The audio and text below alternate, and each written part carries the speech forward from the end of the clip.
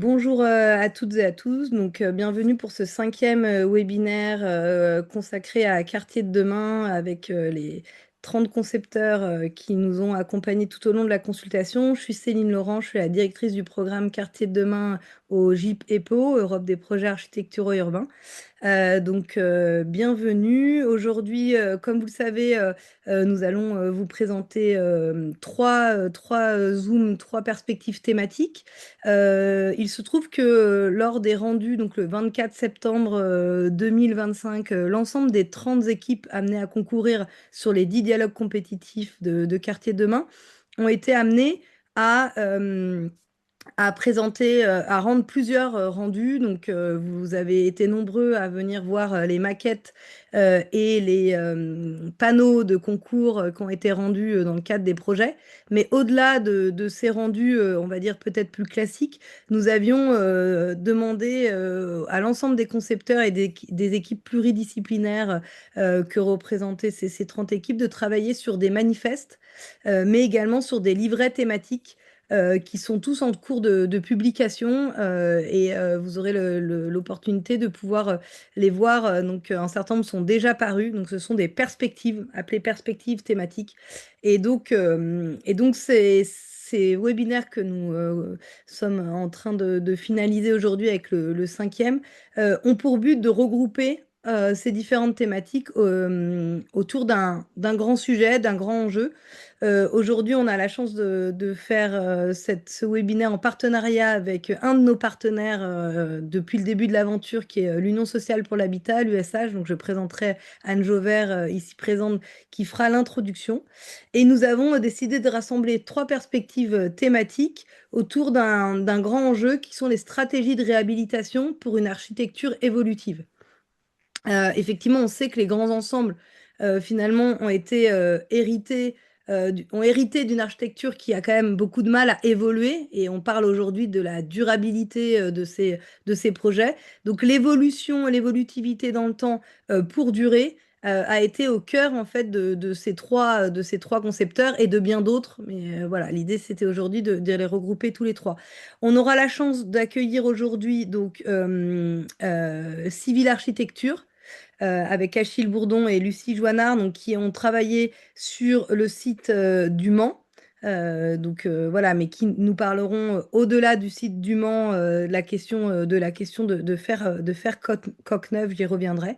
Nous recevrons Sébastien Martinez-Barat, qui est architecte chez MBL et qui est travaillé en co-traitance avec l'agence Dominique Perrault sur le site de Pessac, et qui reviendra sur la question du sol et des vides. Et puis Hélène Latour, qui est cofondatrice de l'Asoda Architecture et qui a travaillé sur le site de l'immeuble Langevin à Caen, sur une réhabilitation avec Erwan Bonduel Architecture, et qui parlera de l'architecture conviviale de la machine à l'outil. On y reviendra également.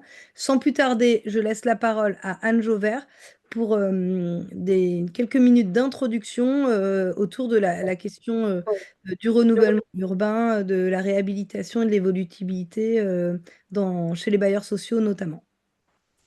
Oui, bonjour à toutes et tous. Merci déjà au JPEPO pour l'invitation à ce webinaire et merci à tous pour votre présence. La tâche qui m'est confiée, c'est d'essayer d'introduire cette séquence en illustrant dans mon propos des perspectives que vont porter les trois équipes, et cela regarde l'activité spécifique des bailleurs sociaux. Pour ce faire, je vous propose de revenir sur la place de la réhabilitation chez les bailleurs sociaux, ses évolutions récentes et surtout les défis aujourd'hui auxquels elle doit pouvoir répondre, en particulier dans les quartiers prioritaires de la ville. Quelques chiffres. Alors, le parc social représente aujourd'hui 4,8 millions de logements qui accueillent plus de 10 millions de personnes, soit 15% de la population française. Et plus de 30% de ce parc est situé dans les quartiers prioritaires de la ville, dans les QPV, avec un parc particulièrement ancien, puisque dans ces QPV, la moyenne du parc a plus de 50 ans, 52 ans exactement. Donc nous sommes face à un parc massivement vieillissant, qui nécessite aujourd'hui des investissements lourds, notamment sur le plan énergétique, mais aussi et de façon plus prégnante aujourd'hui sur le plan des qualités d'usage et de l'adaptation aux nouveaux besoins. De plus, vous le savez, nous sommes à un moment charnière à l'approche d'un troisième programme de renouvellement urbain.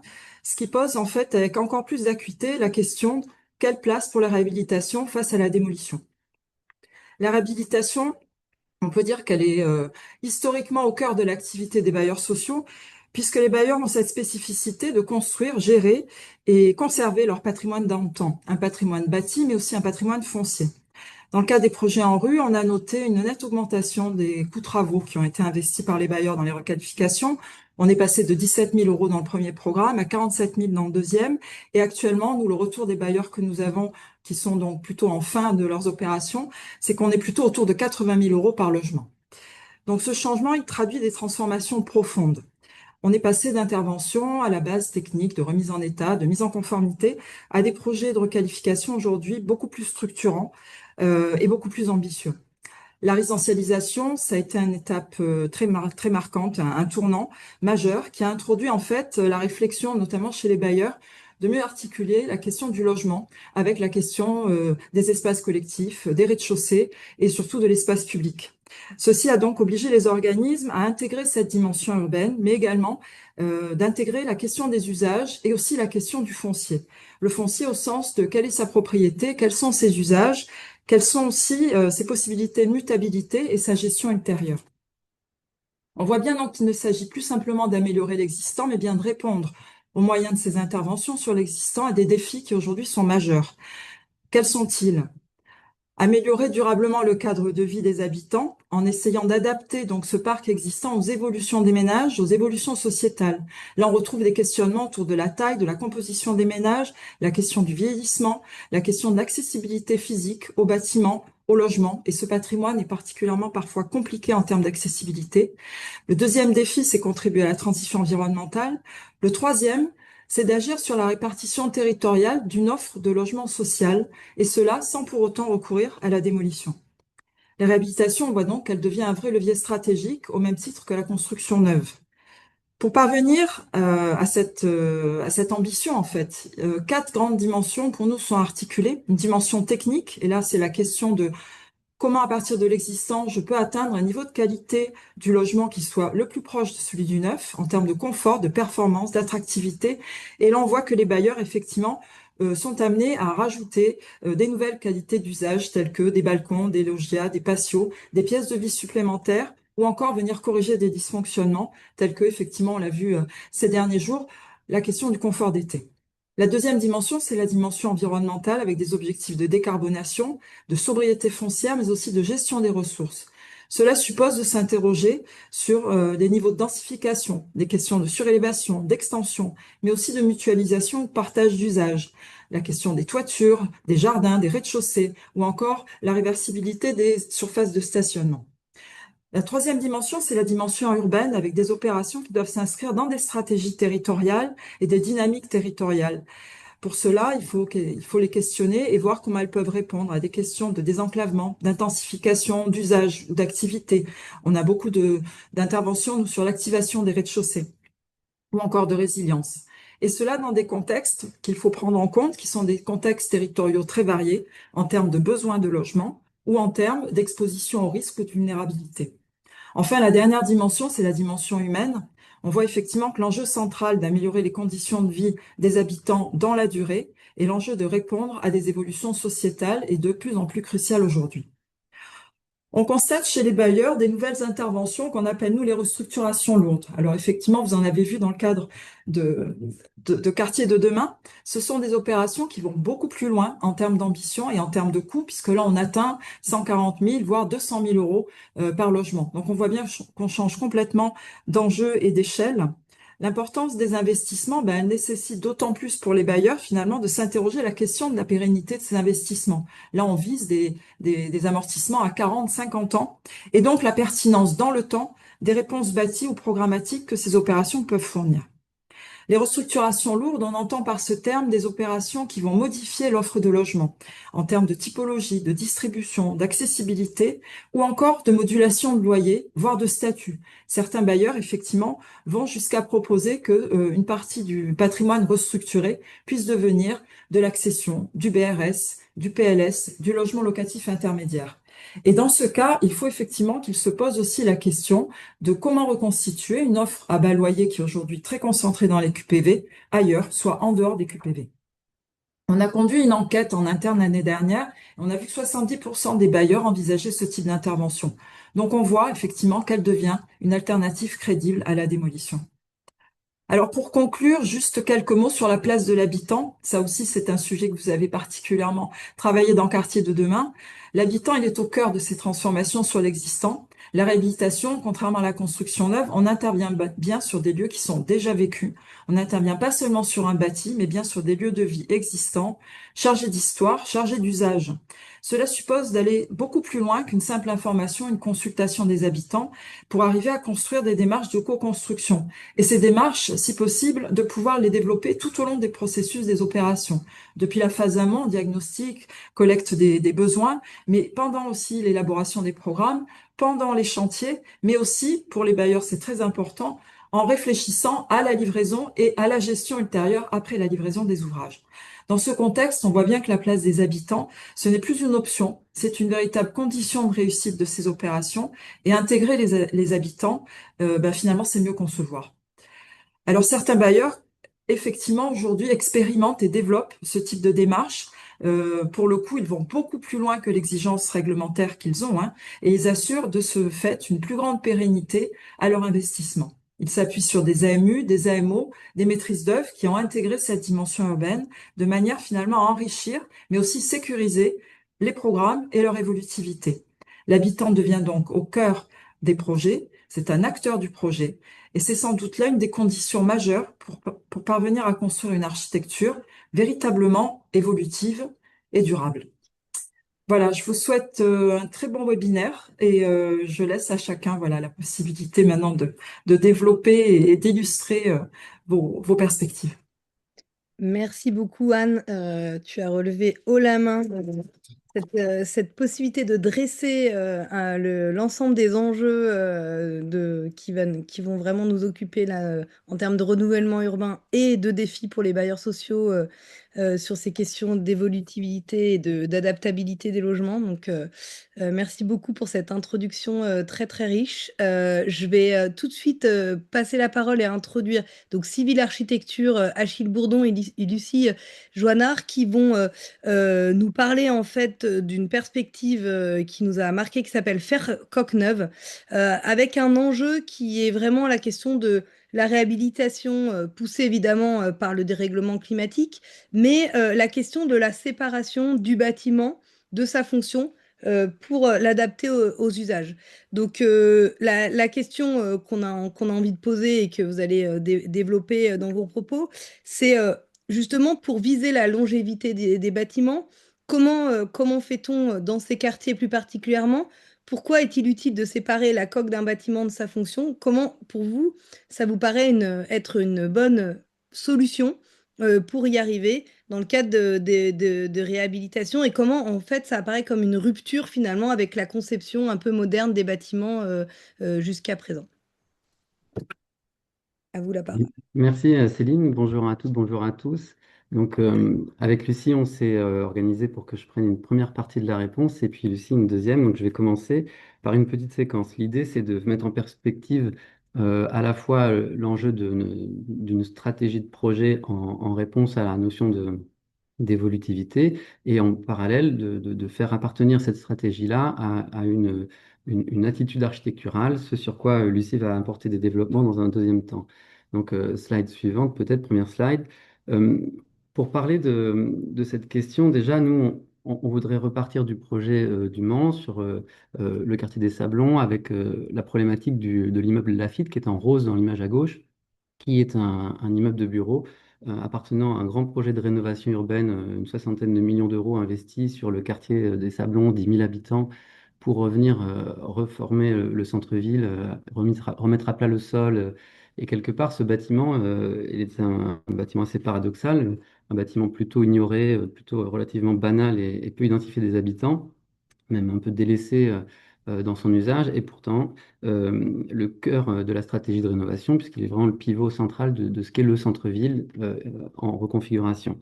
Il est par ailleurs vraiment entre deux polarités, une plus formée sur la partie basse de l'axonométrie autour du tramway et une partie haute sur un nouveau barycentre. Et du coup, il doit faire le lien et solidariser le centre-ville unifié. Ce qui nous a intéressé, c'est que cette question du site du Mans posait la question de l'économie dans le QPV, puisqu'il s'agissait de réhabiliter le bâtiment de bureau et poser un socle commercial.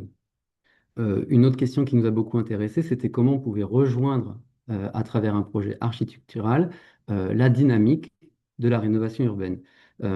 C'est-à-dire comment on pouvait faire en sorte d'accompagner un mouvement dont il n'était pas question qu'il puisse être figé, comment l'architecture peut se déplacer et la stratégie de projet, faire projet-processus d'accompagnement de cette dynamique.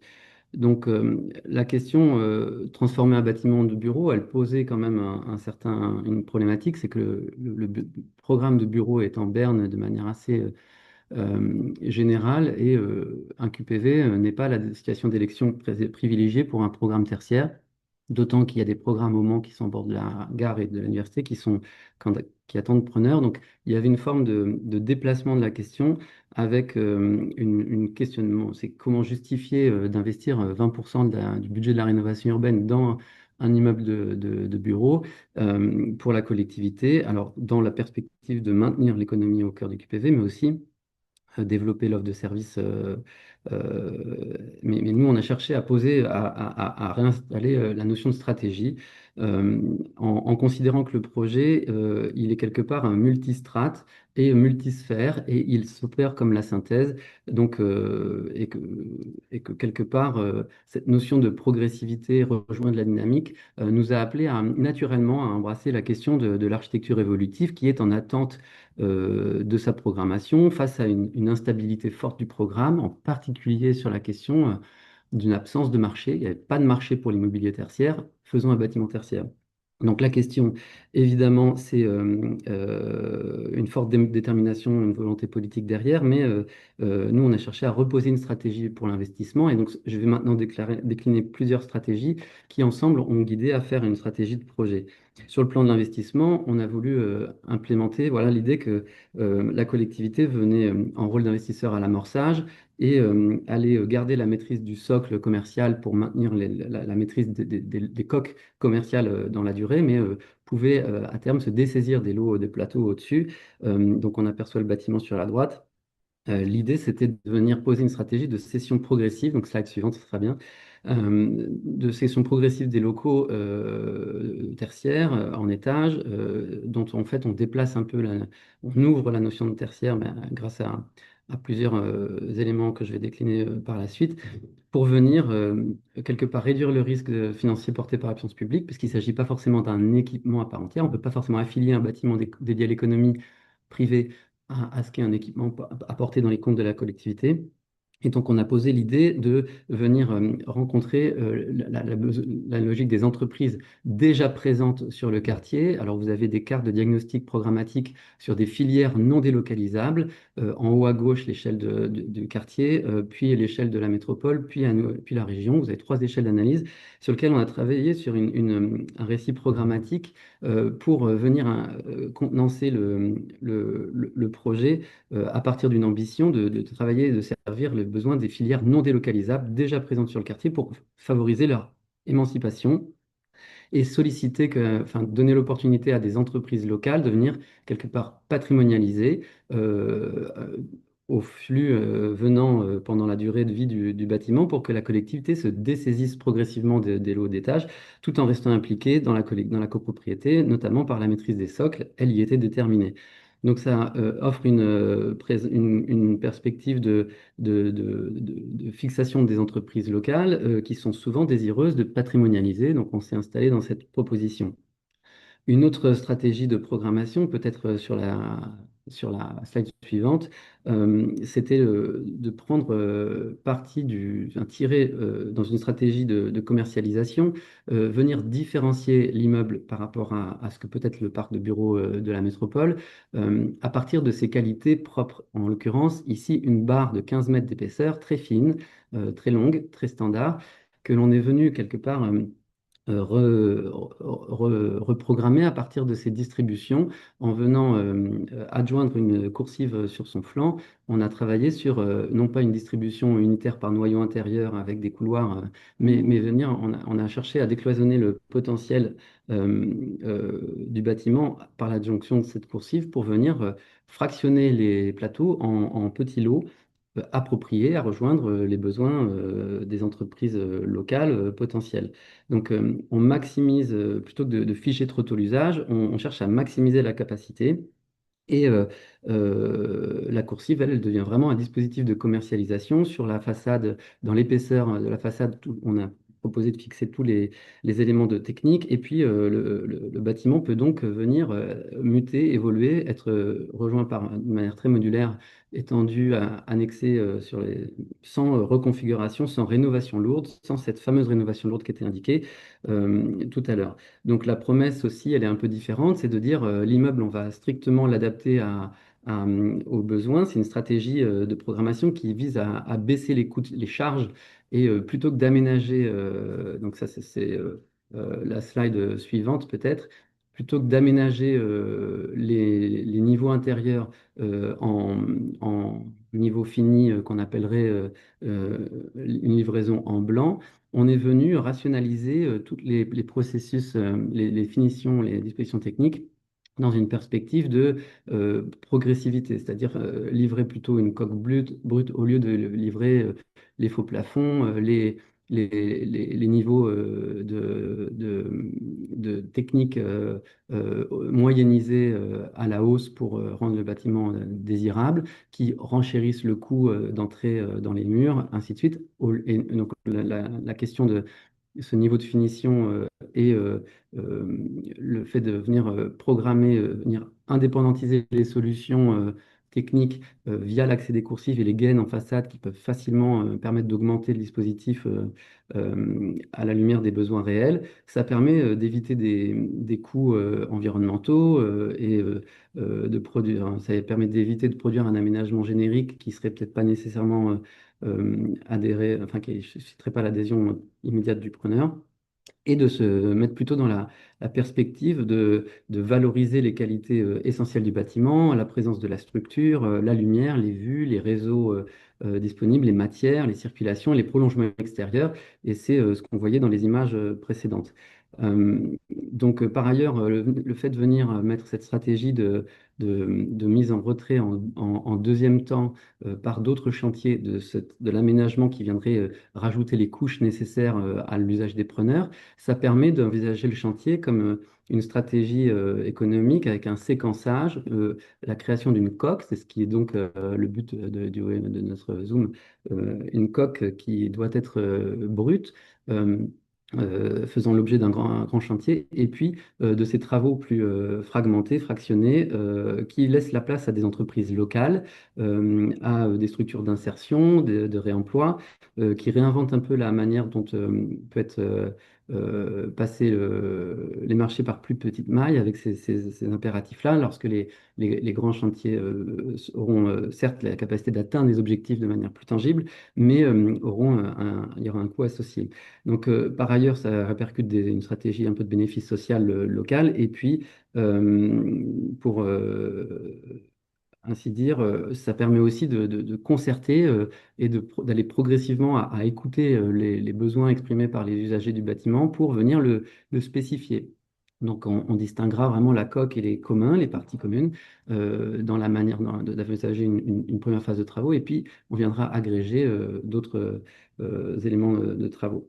Ce qui est donc intéressant, c'est de concevoir qu'un bâtiment comme la FIT puisse devenir vraiment une infrastructure au bénéfice du développement économique local, en accompagnement du projet de rénovation urbaine, et que la collectivité soit investie dans les premières phases de chantier, puisse quelque part se déplace.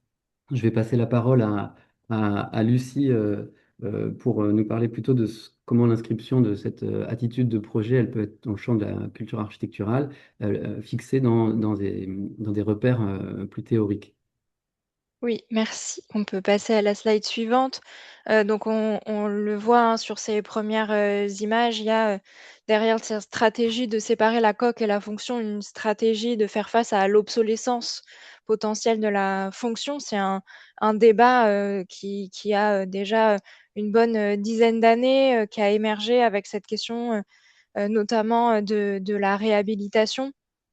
Avec un certain nombre d'expositions et de livres, à ce sujet, qui a d'abord, on peut voir certains exemples sur la slide suivante, amené des expérimentations, des recherches sur les bâtiments plutôt neufs avec, toute une génération de bâtiments, réversibles, bureaux logements, mais aussi quelques expérimentations qui essaient d'aller un peu plus loin vers un bâtiment, on pourrait dire indéterminé, et notamment ce bâtiment à Amsterdam de Baumschlager et Berlet qui tente, voilà, d'avoir un bâtiment entièrement vide et coque brute et de mettre aux enchères les différents espaces pour que ça puisse devenir à la fois du logement, du bureau, mais aussi, de l'hôtellerie, du commerce, et c'est livré coque brute pour que les personnes, enfin les preneurs puissent, aménager, directement, leurs locaux. Mais c'est pas une question, réellement, nouvelle dans l'histoire de l'architecture. On peut passer à la slide suivante. On a, dans l'histoire du postmodernisme déjà cette réflexion, face à l'obsolescence. On a, par exemple, Tim Ten, Alistair et Peter Smithson qui parlaient, bien évidemment de répondre au programme et à ses exigences, mais surtout d'imaginer une forme qui puisse durer dans le temps.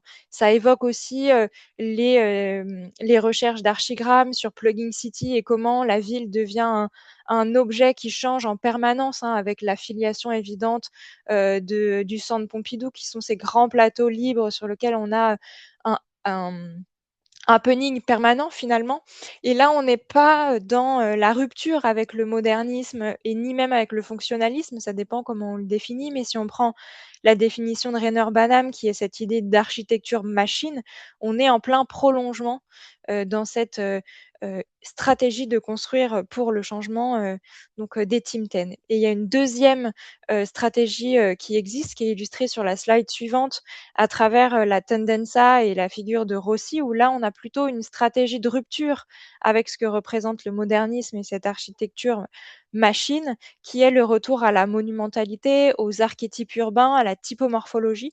C'est ce qu'explique Daniel Abramson dans son ouvrage Obsolescence, c'est l'existence de ces 2 stratégies, différentes. Et ce qui nous intéresse, aujourd'hui, dans, l'époque, contemporaine et dans notre réalité de pratique, sur la slide suivante, c'est, la, mmh, le retour finalement, des architectures massives pour des questions, de climat. Donc historiquement, on a dû construire des architectures épaisses pour se protéger de l'extérieur, et là, on voit bien toute la pertinence que ça pourrait aussi avoir aujourd'hui, pour se protéger. Alors que, dans, l'architecture moderne, il y avait cette promesse de l'architecture légère, habitable parce que soutenue par, du chauffage, de la climatisation, des ventilations, donc des dispositifs techniques. Et aujourd'hui, ce qu'on trouve intéressant, c'est cette hybridation des 2 postures historiques. Par exemple, sur ce bâtiment du 22-26, là encore de Baumschlager et Berlet, on a cette différenciation entre une coque qui est très, low-tech, mur épais, grosse épaisseur de briques, et un intérieur qui est indéterminé et dont température est gérée par une sorte d'ordinateur ou de machine centrale qui ouvre, les volets pour rafraîchir, quand c'est nécessaire. Et donc, il y a cette nouvelle condition finalement d'hybridation de ces 2 stratégies, et c'est, on le voit sur la slide suivante, aussi quelque chose qui émerge dans la réhabilitation. Donc on a, ces exemples du FRAC de Dunkerque, de l'hôtel Pasteur, qui sont des bâtiments donc qui sont des héritages, qui n'ont pas du tout cette esthétique de l'architecture machine, mais qui pourtant, sont conçus, comme étant une rénovation de la coque seule, comme des architectures construites, imaginées pour le changement, et on trouve que c'est un débat intéressant à amener aujourd'hui sur cette question de l'architecture évolutive. Ce débat sur, notre héritage moderne, sur notre héritage du fonctionnalisme, sur l'héritage à la fonction. La réhabilitation propose des architectures indéterminées, peut proposer des architectures indéterminées, qui s'éloignent de l'esthétique des architectures, neuves qu'on imagine aujourd'hui, très tramées, très neutres, dans leur expression et c'est ça qui nous intéresse. Et le projet, du Lafite, il est manifeste pour ça. On a croisé donc, cette idée de construire pour le changement et cette idée de typomorphologie, d'ajout d'archétypes qui rendent lisible le projet. Donc tout ça est un peu théorique, mais on voulait apporter cette pierre-là à la réflexion sur ce webinaire. Merci beaucoup pour effectivement cette dialectique entre le théorique et l'opérationnel qui est vraiment le cœur un peu de ces webinaires où on essaye de dépasser le projet en tant que tel pour aussi voilà, donner non pas des solutions uniques mais en tout cas des pistes de réflexion pour les quartiers de demain. Peut-être une question à Achille ou à toi Lucie sur la question des socles qui est un peu le, un sujet dont on parle beaucoup en ce moment, au-delà du bâtiment Lafite, qui là a été entièrement tertiaire et qui est quand même assez finalement rare encore en termes de typologie dans les QPV, mais il existe beaucoup de bâtiments où il y a du logement social avec un socle, en tout cas autour d'activités et d'aménités à apporter, et notamment d'activités ESS pour lesquelles il est très difficile en fait d'avoir des loyers modérés. Je sais que là, il y a un AMI qui est en train de porter avec l'USH. Je vois Anne qui hoche la tête. Et la Banque des Territoires, donc, qui est lancée. Ma question, c'est est-ce que justement cette dissociation coque, enfin, fonction, bâtiment, etc., peut être une réponse pour réduire en fait le coût final de la transformation et donc permettre à des entreprises type de l'ESS de venir s'installer dans ce type de bâtiment. Ouais. Nous, ce qu'on a exploré, il y a un peu trois dimensions. Il y a effectivement celle du coût travaux, où, en réduisant, les prestations au minimum, on arrive à réduire, le coût et donc potentiellement le loyer derrière. On a exploré aussi, la question de la mutualisation, de trouver, des modèles économiques qui sont, donc là, on avait proposé à l'alimentaire, un food court qui a son propre modèle économique et qui peut accueillir dans certains temps d'autres activités, donc la mutualisation des espaces et c'est quelque chose qu'on a exploré et la troisième chose qu'on a exploré avec Pierre-Marie Offray d'Atelier Isla, c'est le petit programme avec le plus d'effets. Donc l'idée, c'était de sourcer auprès des habitants des idées de programmation qui vont pas forcément prendre beaucoup de place, avoir un poids, très grand dans le budget, mais qui vont avoir beaucoup d'impact sur le lien aux habitants. Donc, une laverie participative, accueillir quelqu'un qui a un projet entrepreneurial particulier, voilà, des petites choses, qui ont beaucoup d'effets. C'est les 3 pistes qu'on a explorées, mais peut-être Achille, tu veux compléter? Oui, ben pour compléter, puis merci, je Une suis minute désolé, parce qu'on va devoir voilà, je passer m'étais à l'atelier Achille, déconnecté. je t'en prie. Oui, très bien, rapidement. Ce qui me paraît aussi intéressant, c'est de revenir sur la notion de stratégie de projet avec quelque part une considération de plusieurs strates. C'est-à-dire, pour réussir le projet de programmation d'un socle, il va falloir probablement regarder comment fédérer les énergies locales, observer ce qui se passe et diversifier la cible. Venir accueillir vraiment des services de proximité, des commerces de proximité, venir poser Lucille l'a dit, des modèles économiques un peu de type tiers-lieu, plus stratégique, plus tactique, et puis des modèles de commerçants plus installés. Et c'est cette espèce de mix et en lien avec aussi le programme résidentiel qui serait au-dessus, ou alors le projet de rénovation urbaine. C'est comme ça que bien souvent on a considéré les socles comme des espèces de reliquats d'espace produits par la production de logements, sans grande valeur, mais ils ont quand même un coût. Et aujourd'hui, il est intéressant de les réinvestir pleinement, pas uniquement dans une approche économique, mais aussi dans une approche vraiment d'effet. D'effet comme pour résoudre des problématiques de ce qu'on a montré aussi dans le manifeste qu'on a écrit après d'offres de services, mais aussi de communs, c'est-à-dire de lieux de sociabilité, pour vraiment mettre les habitants en relation, créer des repères, pas uniquement raisonner entre guillemets euh, catégorie de destination et coût, adéquation coût-loyer. C'est un peu naïf, mais c'est cette vision de venir inscrire le socle dans un projet de site. Voilà. Merci beaucoup, c'est toujours très frustrant et on a évidemment On vous donne la possibilité de lire pour rentrer vraiment dans l'ensemble des perspectives, et les manifestes seront publiés d'ici la fin de l'année 2026. Ça fait un petit teasing. Je me permets de passer à MBL Architecture. Donc, le lien entre tout ça, c'est peut-être la question du vide, puisque vous nous avez parlé, Achille et Lucie, d'espaces modulables, transformables et donc parfois vides. Et finalement, on va voir que avec Dominique Perrault et MBL, le vide est un potentiel de transformation important.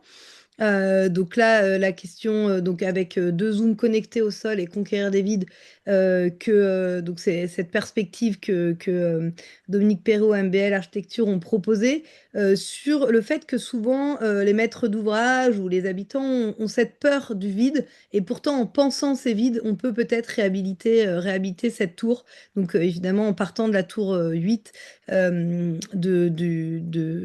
l'immeuble du quartier de Sège à Pessac. Et donc, comment la peur finalement du vide ou ce lien au sol se manifeste-t-elle? Comment proposer de conquérir ces vides laissés par cette architecture des années 70? Donc, je passe tout de suite la parole à Sébastien Martinez-Barad. Peut-être donc on te laisse la main sur le PowerPoint. Et, bonjour, merci Céline, bonjour à toutes et à tous, et je vais partager. Parfait. Est-ce que vous voyez bien mon écran? C'est parfait. C'est parti pour Donc, 14 minutes.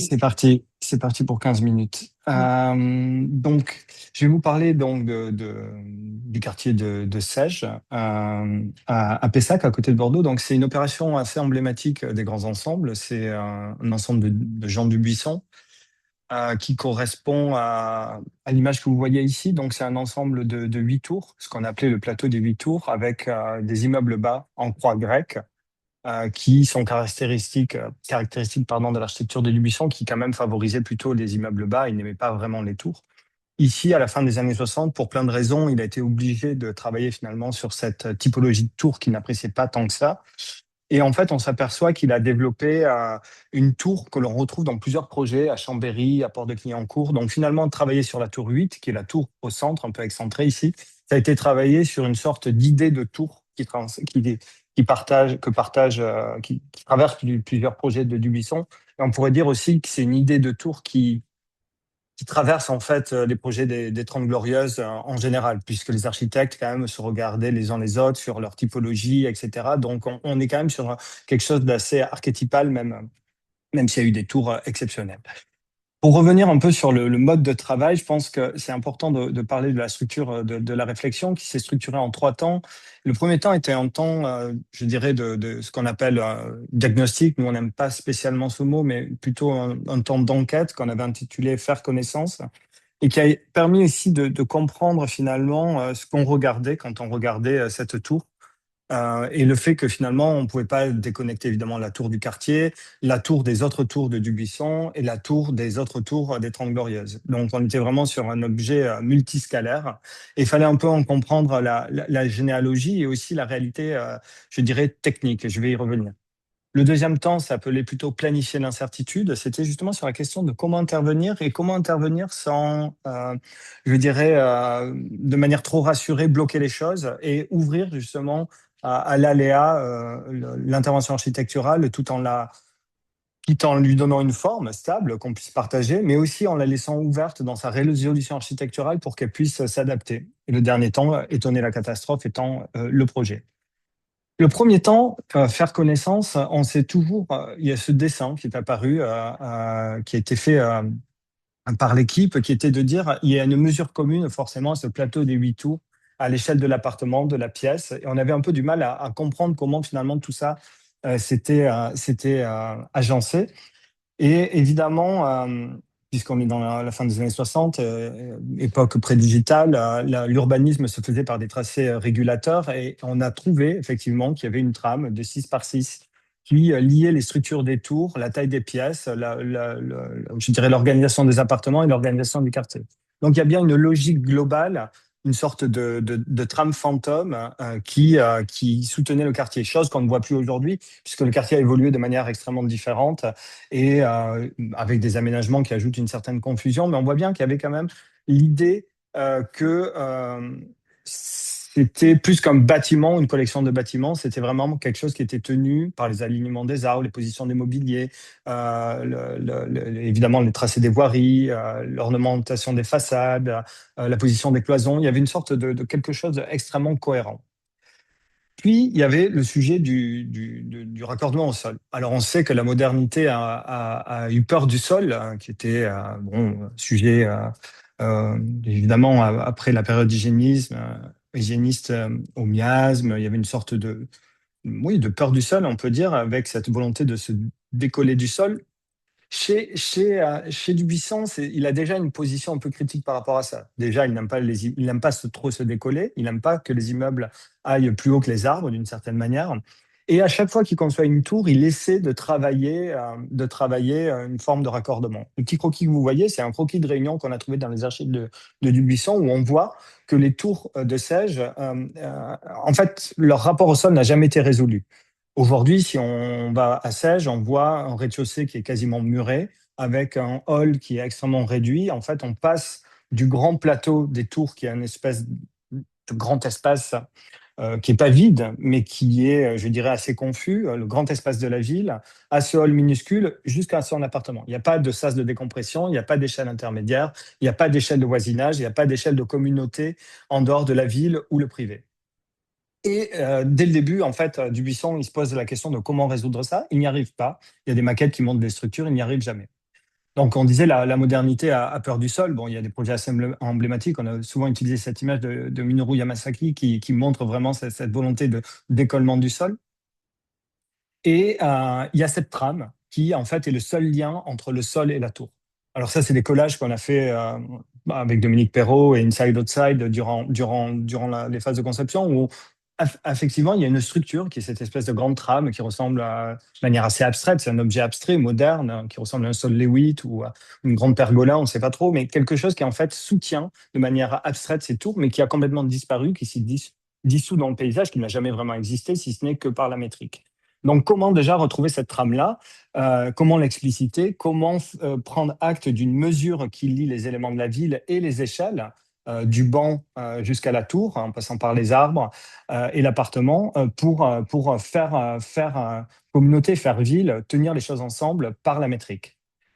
La deuxième chose, c'est de dire ceci n'est pas une tour. La tour 8, dans les débats, on la voyait souvent comme un objet, et la modernité a produit ce caractère d'objectivation, d'objet un peu abstrait, théorique, parfois un peu froid, de l'architecture. Dire que non, on ne regarde pas une tour, on ne regarde pas un objet clos, on regarde un système qui marche avec l'ensemble des 8 tours, l'ensemble du quartier et bien au-delà. On regarde aussi un objet historique, on regarde un ensemble de matériaux, on regarde aussi un ensemble de récits habitants et habitantes, on regarde quelque chose qui est un environnement beaucoup plus complexe qu'un objet architectural clos et achevé.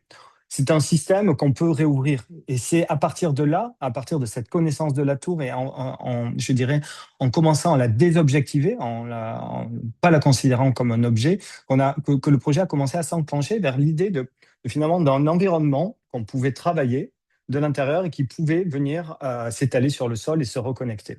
Alors ce travail-là, il s'est fait dans les archives de Dubuisson enfin, disons que les connaissances qu'on avait structurelles sur la tour nous disaient qu'elle était faite de murs de refend en béton qui étaient absolument inamovibles. La réalité qu'on avait commencé à observer sur le terrain était autre, puisqu'on avait vu à travers l'enduit des effets de calpinage de briques ou de parpaing, on avait compris qu'il y avait des faux trumeaux, que finalement il y avait des faux semblants dans la structure, que finalement c'était pas aussi simple que ça, c'était pas une sorte de plan en béton extrudé et qui était complètement intouchable parce que tout était porteur, etc. On a eu cette intuition sur site et on est allé dans les archives de Dubuisson regarder la manière dont la tour avait été construite, c'est-à-dire en regardant les métriques des entreprises et les comptes rendus, les descriptifs de Dubuisson, ce que les entreprises avaient renvoyé, etc. Et on s'est rendu compte qu'en fait la tour Elle était pas du tout en béton armé sur l'ensemble. Il y avait beaucoup de faux murs porteurs, de trumeaux qui n'étaient pas porteurs. En fait, elle était en briques, en parpaing, et il y avait beaucoup de ces voiles qui n'étaient pas des voiles, en fait, qui étaient donc une sorte de structure secondaire dont on pouvait se débarrasser. Et aussi, une fois qu'on a fait cette opération, je dirais virtuelle, d'abstraction du plan des éléments non porteurs, on retombait pile sur la trame de 6 mètres par 6 mètres que l'on retrouve, qui aligne l'ensemble des tours et qui finalement organise le quartier. Donc finalement, la tour était évidemment bien construite pour celles et ceux qui en avaient douté. Et ça nous allait très bien puisque nous, non seulement elle était bien construite, et en plus, elle était, comment dire, appropriable. Elle était à toute, comme disait à toute fin utile. C'était une structure à toute fin utile. On pouvait vraiment la reprogrammer en se débarrassant de la structure secondaire. Alors très rapidement, l'objet du concours était vraiment de faire une tour hybride avec une forme de programmation qui associe activités, bureaux, différents types de logements et un étalement du socle qui venait, je dirais, s'asseoir sur la ville. Ça, par exemple, voilà, ça c'est une image aussi issue des discussions, hein, c'est pas des documents finaux, c'est vraiment issu des phases de conception. Très rapidement, donc, on a cet empilement programmatique assez conventionnel et la question de savoir comment on les liait.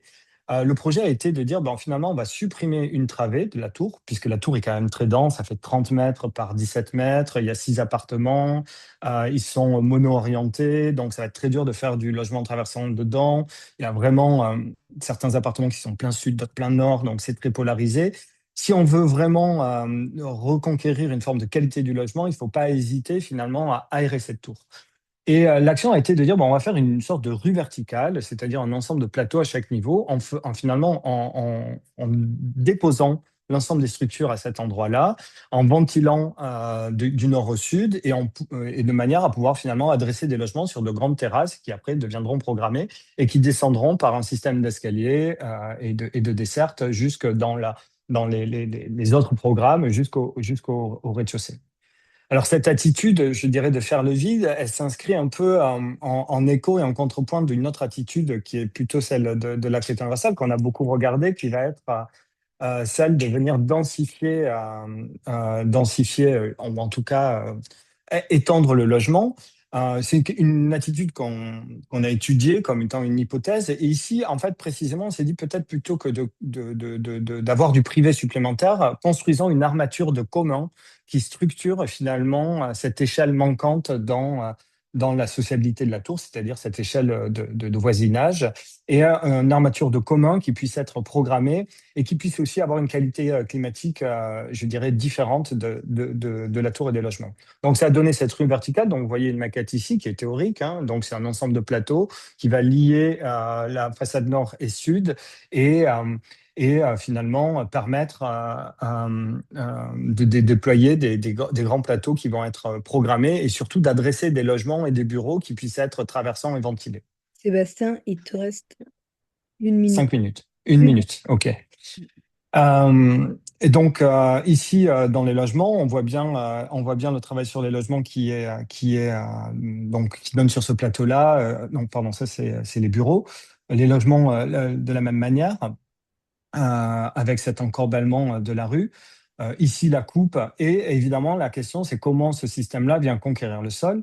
Donc, on retombe ici sur la trame de Dubuisson. Alors ici, ce qui était intéressant, c'est qu'on a pris finalement, non pas l'idée d'un bâtiment clos, mais l'idée que finalement, le rapport au sol devait se négocier pas à pas, c'est-à-dire trame à trame, chaque carré de 6 mètres par 6 mètres pour trouver le bon mode de correspondance avec ce qui existait déjà, à savoir des aménagements et de la végétation.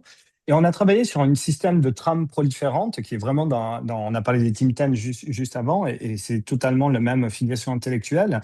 Ici, Candilis, avec l'Université libre de Berlin, cette idée d'une trame qui est proliférante, mais qui est proliférante en fonction du programme. C'est pour ça qu'on a une sorte de bâtiment qui n'a pas de forme totalement définie, qui est plus un système, qui est même un concept, on pourrait dire, qui se lie complètement au paysage, qui se floute dans le paysage, qui se négocie avec le paysage, mais aussi qui se négocie avec la programmation qui est à même d'être, je dirais, figée dans l'atterrissage du projet. Ça, c'est quelque chose de fondamental. C'est pour ça qu'on avait favorisé des modes de construction qui étaient légers, qui étaient réversibles, démontables, et je dirais peu cher d'une certaine manière, pour avoir une planification agile en fonction de la programmation qu'on était incapable de confirmer par rapport à la concertation.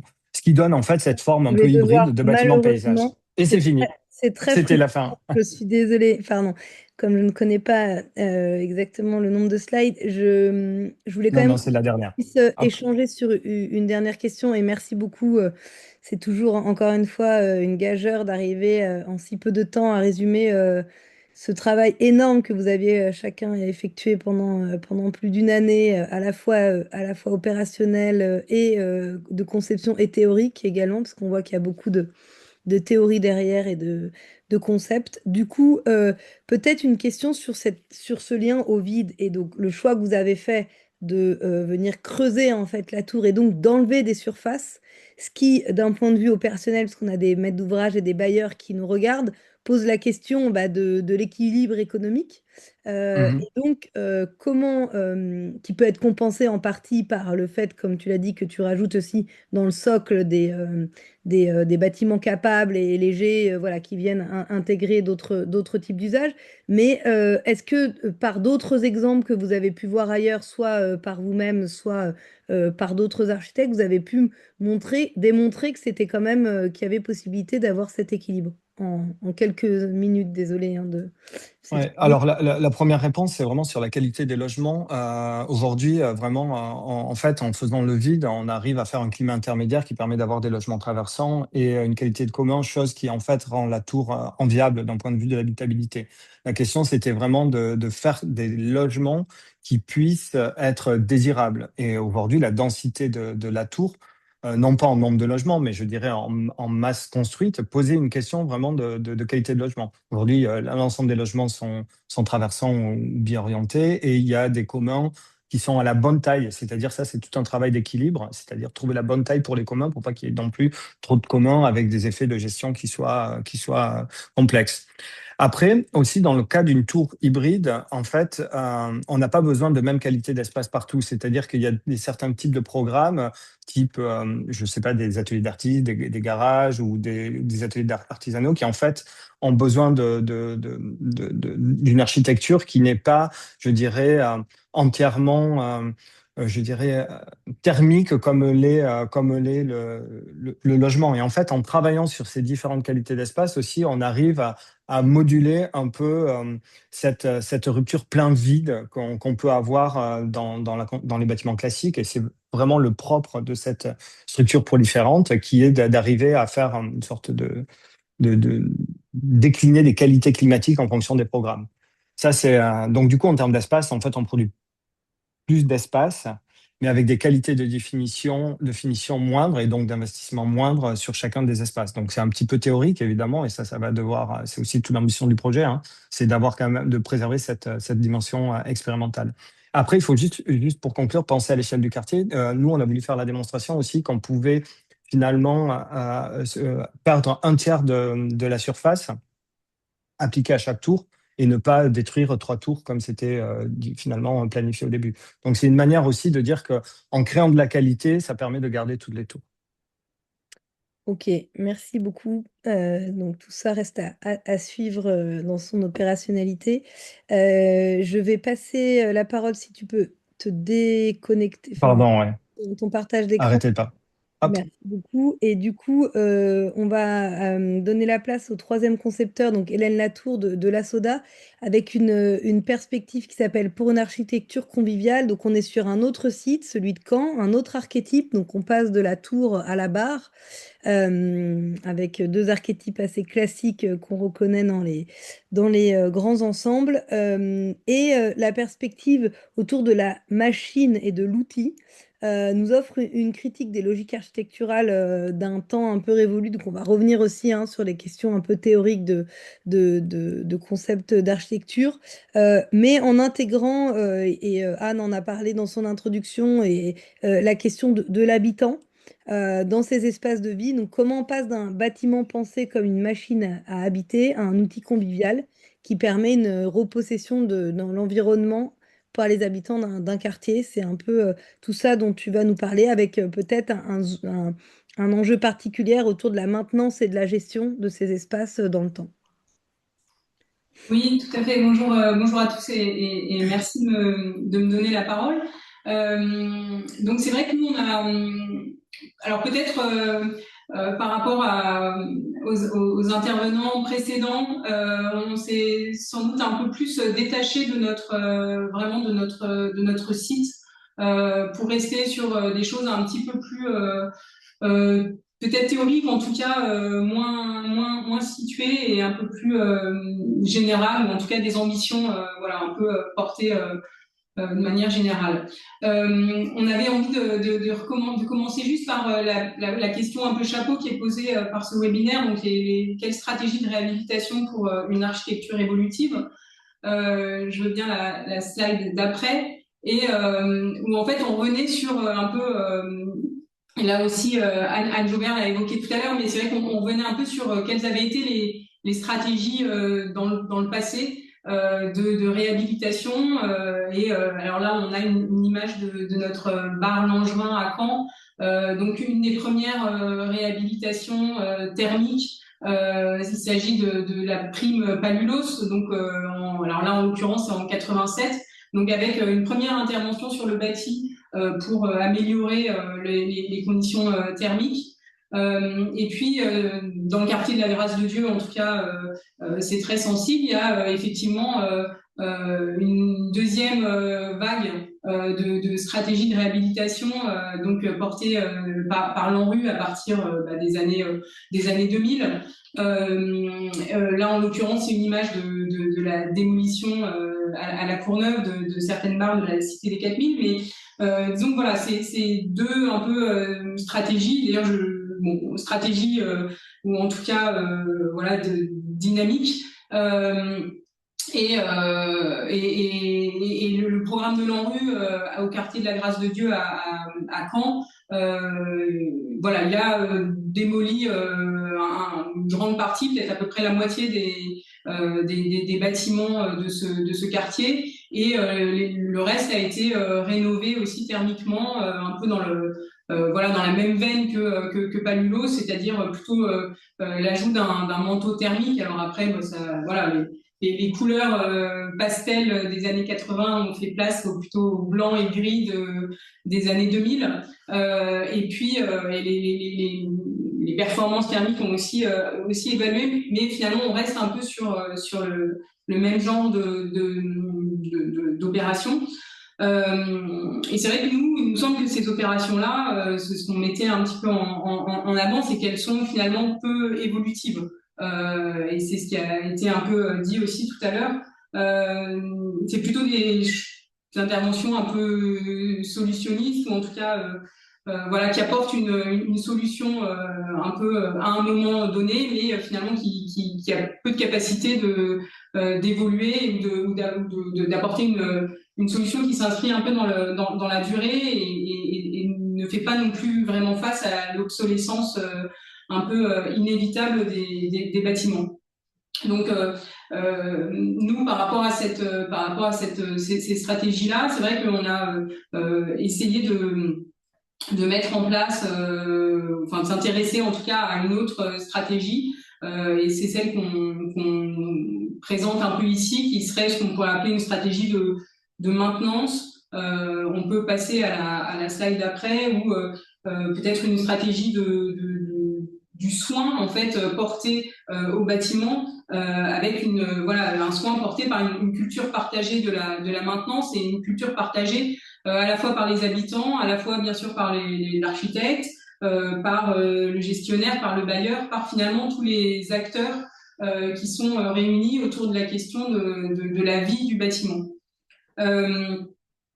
Ça nous amène aussi du coup, cette question-là à re-questionner un peu une sorte du rôle un peu de l'architecte en adéquation avec cette stratégie de maintenance, qui est, plutôt que de se concentrer vraiment sur le bâtiment et sa finalité, et comment l'architecte il se doit d'imaginer un petit peu une sorte de méthodologie, ou voilà, de permettre de parler de concevoir plutôt une sorte de processus qui est à mettre en place, et qui permet aussi de donner des outils auprès des habitants. Et voilà, et ces facteurs combinés permettent d'accompagner l'architecture ou même peut-être d'en produire d'une certaine manière. Donc, nous, on considère, on a été amené à considérer dans le cadre du projet du Langevin et peut-être un peu plus largement, en fait, de plutôt imaginer le bâtiment comme une sorte d'organisme vivant, ou en tout cas, c'est un peu la question qu'on pose, qui est doté de ses propres rythmes, de ses fragilités, de ses forces aussi. Mais comment, dans une approche un peu sensible, et ben l'architecte, il serait plus simplement un concepteur ponctuel, mais plutôt une sorte de médecin de famille. C'est ce qui était ressorti un peu pendant le dialogue compositif. Un médecin de famille qui est un peu présent au quotidien pour accompagner le bâtiment tout au long de sa vie, en dialogue avec les habitants. Alors, tout au long de la vie du bâtiment, peut-être pas, en ce qui concerne l'architecte, mais en tout cas, jusqu'à ce qu'il y ait une sorte de relais qui puisse être pris par les habitants. En tout cas, nous, c'est un peu dans cette direction-là qu'on avait essayé d'orienter les choses.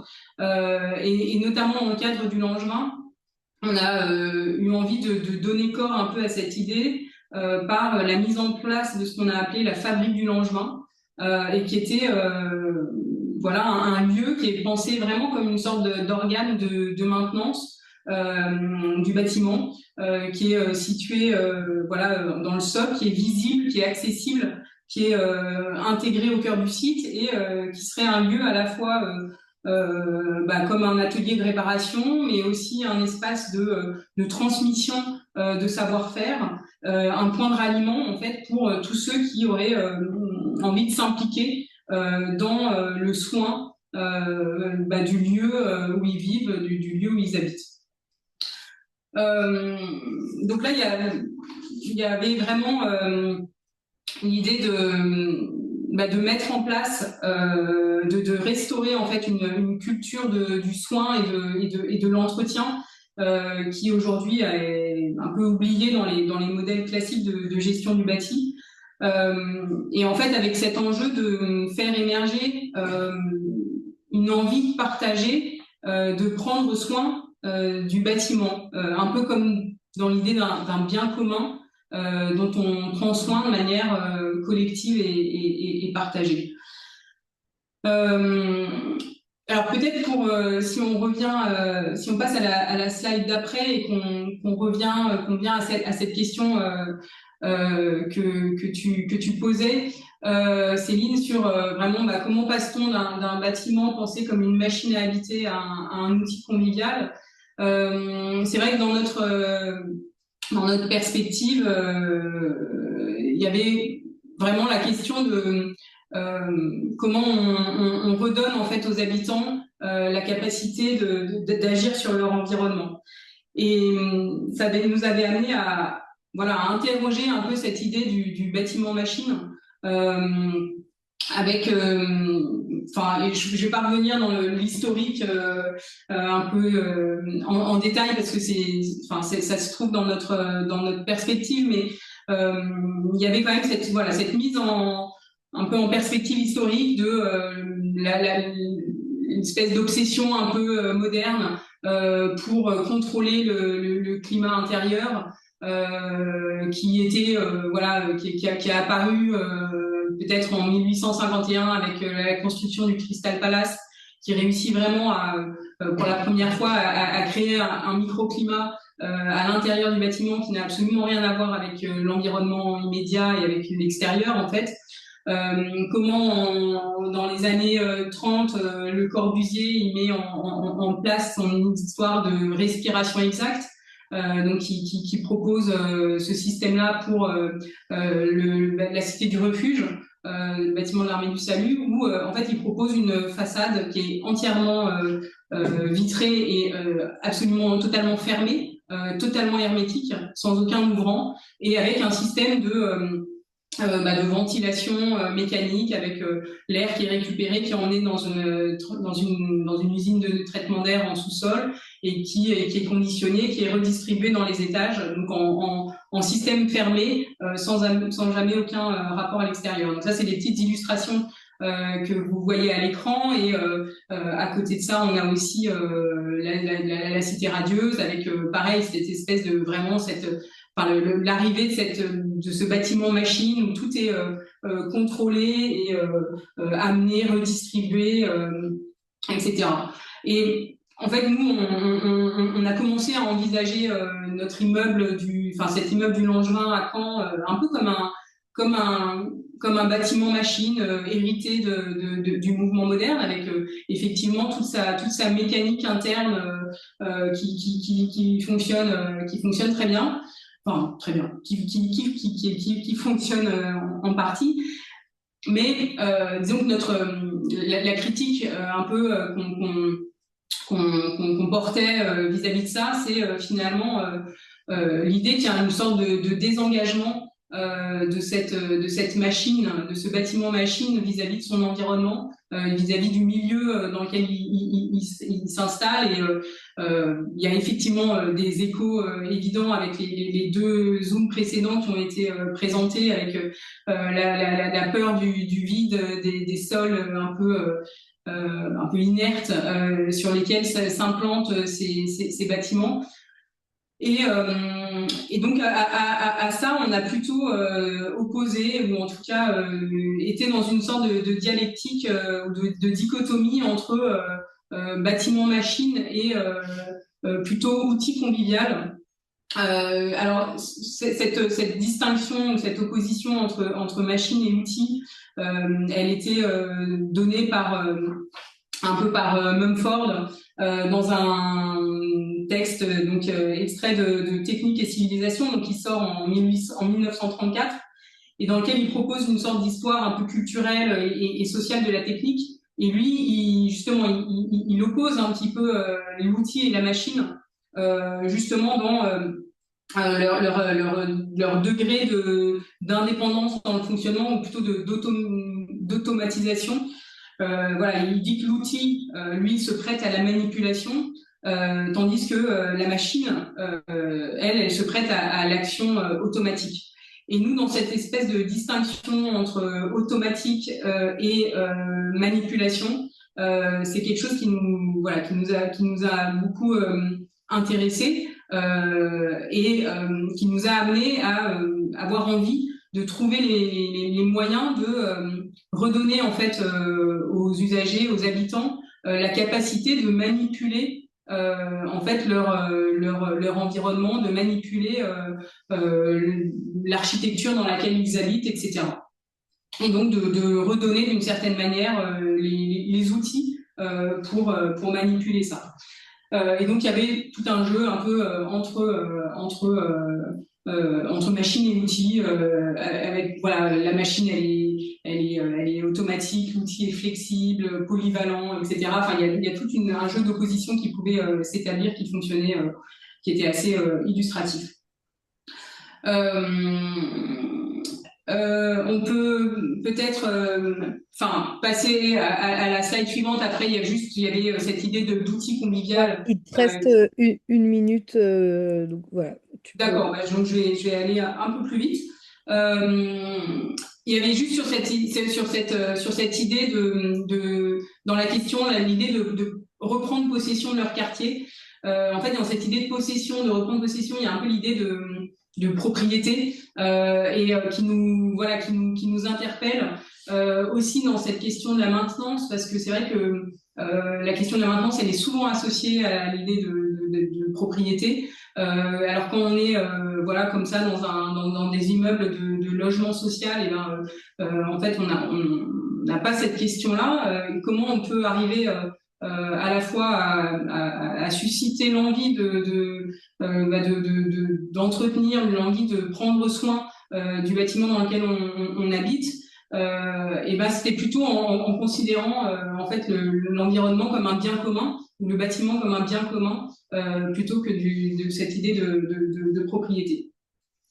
sur cette idée de bien commun. En fait, ça nous amène à évoquer l'idée un peu de la convivialité dans cette idée de partage du bien commun. On peut passer à la slide d'après.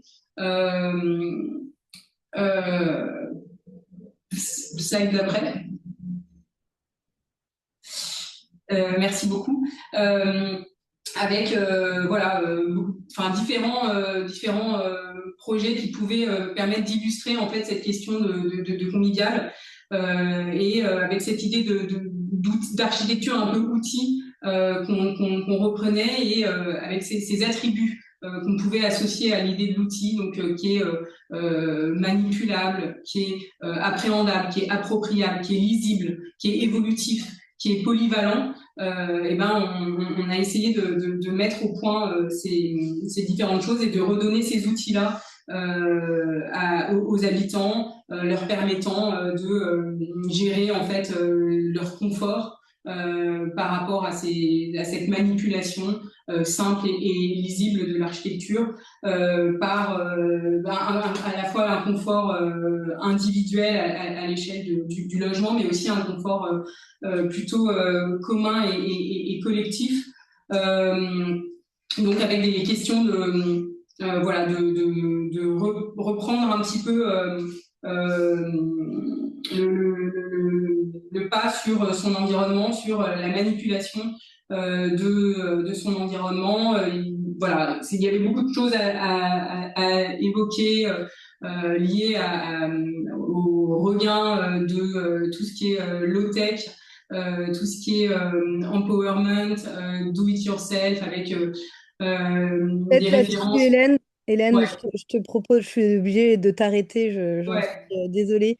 Encore une fois, voilà, les projets, les manifestes et les perspectives voilà, seront lisibles et ça donne aussi envie voilà, à ceux qui nous écoutent d'aller plus loin. Peut-être avant de conclure, une question, comme ça tu vas aussi un peu pouvoir parler d'empowerment, mais la question qui apparaît là très clairement, c'est tous ces concepts que vous avez développés entre architecture et appropriation habitante. Et comment justement vous avez pu le tester avec le jury citoyen qui était présent dans le cadre de Quartier de demain? Comment ça a réagi? Est-ce que la question, enfin, ça peut paraître assez conceptuel parfois. Comment ils se sont appropriés ça et comment ils se le sont appropriés? Alors effectivement, alors ils se sont, enfin, je pense qu'effectivement ça a été quand même assez, ils se le sont plutôt bien appropriés dans la mesure où on avait apporté des choses assez conceptuelles avec lors des jurys citoyens pas mal de choses autour de thématiques, etc. Qui pouvaient effectivement paraître un peu conceptuelles, un peu difficiles de se les approprier, mais finalement c'est des concepts qui ont très très bien fonctionné, aussi parce qu'on les a apportés avec des illustrations très claires de ce que ça pouvait être, de ce que ça pouvait donner, et je pense que ça a été très bien entendu, compris par les habitants. Après, pour aller un tout petit peu plus loin, c'est que je pense que nous, on a aussi beaucoup orienté les choses sur la question du socle et sur la question des communs qui ont été évoqués bien sûr précédemment aussi. Et ces communs-là, ou en tout cas ces espaces, je parlais tout à l'heure du bien commun, en fait on a essayé d'y trouver ou d'y apporter une programmation qui pouvait vraiment résonner à l'échelle des habitants et en fait presque qui était issue de ce que eux avaient envie de porter, de ce sur quoi ils avaient envie de s'investir, etc. Donc c'est vrai que nous, en tout cas, cette question de savoir comment on redonne les outils, nous, en tant qu'architectes, qu'est-ce qu'on peut mettre un peu sur la table pour redonner des outils aux habitants, mais aussi qu'en fait, ces outils, que ça soit pas, qu'ils soient vraiment, que les habitants se les approprient et même qu'ils les définissent et pour que cette envie un peu un peu théorique, enfin en tout cas justement qui ne doit vraiment pas être théorique, mais qui doit bien être totalement opérationnel voilà de l'implication en fait des habitants dans le maintien, dans le suivi, dans la vie et dans l'évolution de leur lieu de Merci vie. beaucoup. Merci beaucoup, Hélène. On suivra évidemment le but. Enfin, vous pourrez nous tenir au courant au fur et à mesure, voilà, de comment vit les projets, en tout cas pour Sébastien et pour Hélène. Voilà, donc on est malheureusement, on essaie de tenir les délais pour ceux qui nous suivent en ligne. Qu'on vous remercie beaucoup d'avoir joué le jeu, Anne Jauvert et vous trois, voilà, en tant qu'équipe d'avoir joué le jeu. Encore une fois, vous pouvez retrouver l'ensemble des éléments sur le site de Quartier de Demain. On vous retrouve pour ceux qui sont inscrits dans le cadre d'un dernier webinaire un peu plus conceptuel et méthodologique demain à 13 heures. Donc c'est le webinaire de restitution sur les dialogues compétitifs. Donc vous savez qu'il y avait un groupe de travail sur lequel on avait fait un premier retour de capitalisation sur les jurys citoyens le 17 juin dernier. Et demain, dans le cadre d'un webinaire donc à 13 heures, vous pouvez encore vous inscrire. On va faire un retour sur le dialogue compétitif, l'impact que ça peut avoir dans la commande publique et sur le travail entre maîtrise d'ouvrage, maîtrise d'œuvre et habitants à partir de l'expérience des 10 dialogues compétitifs de Quartier de Demain avec la MIC et la Banque des Territoires. Et donc, vous êtes toutes et toutes conviés pour réagir. On va mettre le lien pour s'inscrire tout de suite, si c'est possible. Je demande à ma super équipe de remettre le lien et on va vous renvoyer un mail cet après-midi pour ceux qui seraient intéressés pour s'inscrire pour le webinaire de demain qui prolonge voilà, nos réflexions d'aujourd'hui, donc moins sur les projets et plus sur la méthode. Et pour ceux que je ne reverrai pas, on vous souhaite à tous un bel été. À bientôt, au revoir. Merci.